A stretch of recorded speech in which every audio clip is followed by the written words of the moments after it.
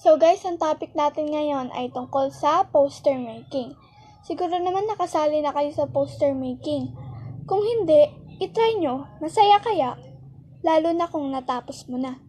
Bago ka kasi sumali sa isang poster making contest, kailangan mo ding mag-isip, hindi lang basta mag-drawing.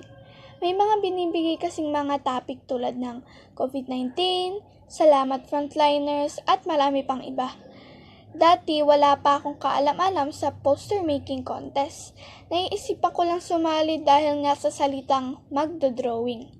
Nung bata pa lamang kasi ako ay hilig ko na talaga ang pagdodrawing. Kaya kahit anong contest pa yan, sinasalihan ko basta tungkol sa drawing.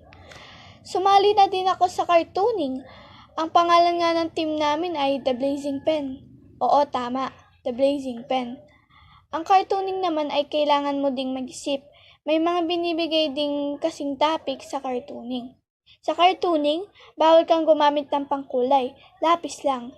At bawal ding madami ang idodrawing mo.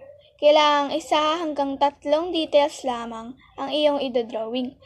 Na-try ko na ding mag-paint, mag-watercolor, digital painting, at realistic drawing.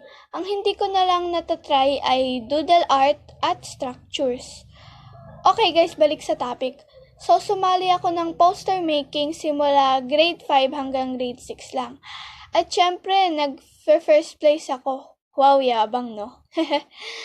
At ngayong grade 7 na ako, sumali din ako sa isang poster making contest. At dahil nga online, naging digital painting ang poster making. So, dahil nga naghahang yung tablet ko, tinatamad na din akong mag-drawing, kaya nanood na lang ako sa YouTube.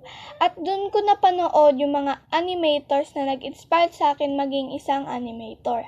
Napanood ko sina Yogi Art, Pepe San, Jen, Arkin, at madami pang iba. So yun, nag-download ako ng animator app at nag-practice akong mag-animate. Ang app na ginagamit ko ay Flipaclip. Obvious naman, di ba? Dahil dun sa logo nakalagay sa gilid. So guys, maraming salamat sa panonood. Don't forget to subscribe. Yun lang. Bye!